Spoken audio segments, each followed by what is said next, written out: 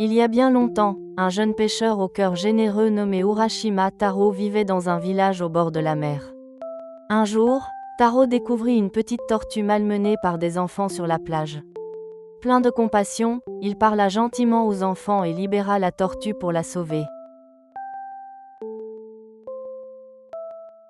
La tortue sauvée inclina profondément la tête vers Taro pour le remercier.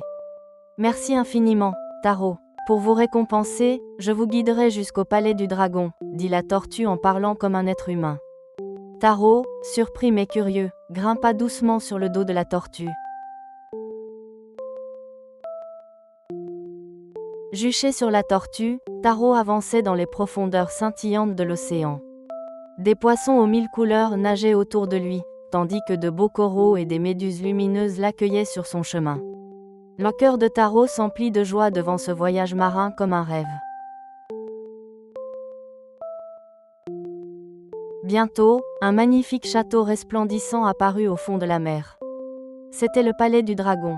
Ses portes dorées, ses superbes ornements rouges et bleus, et ses murs incrustés de perles brillaient comme le soleil. Taro ouvrit de grands yeux, le souffle coupé devant tant de beauté. À l'intérieur du château, la belle princesse Otohime accueillit chaleureusement Taro. « Soyez le bienvenu, Urashima Taro. En remerciement d'avoir sauvé la tortue, veuillez vous reposer et profiter de notre hospitalité, » dit la princesse avec un doux sourire. Au palais du dragon, les jours se succédaient dans la joie, entre festins et danses magnifiques.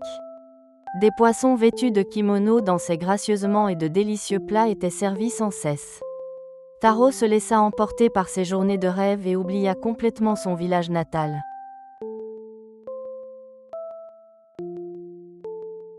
Au fil de ces jours heureux, Taro pensa soudain au vieux grand-père et à la vieille grand-mère restés dans son village.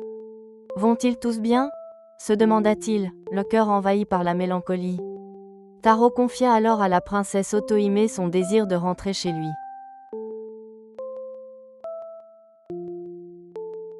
La princesse Otohime, l'air attristé, accepta néanmoins la requête de Taro. « Voici la boîte au trésor. Quoi qu'il arrive, ne l'ouvrez jamais, » dit-elle en lui remettant précieusement le coffret. Taro prit fermement la boîte entre ses mains et remonta sur le dos de la tortue.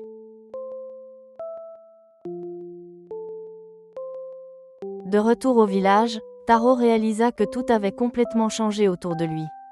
Aucun visage familier, aucune maison qu'il reconnaissait. En interrogeant les villageois, il apprit que les 3 jours passés au palais du dragon correspondaient à 300 ans sur Terre.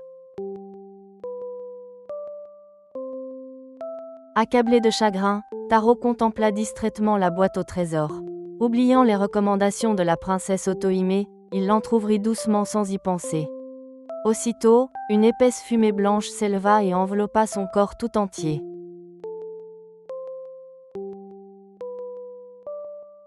Lorsque la fumée blanche se dissipa, Taro s'était transformé en un vieillard aux cheveux tout blancs. La boîte au trésor renfermait toutes les longues années passées au palais du dragon. Taro regarda lentement la mer et se rappela avec tendresse les jours heureux vécus auprès de la princesse Otohime.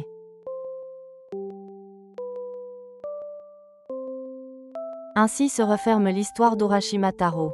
Ce conte ancien nous rappelle doucement l'importance de tenir ses promesses et que le temps écoulé ne revient jamais.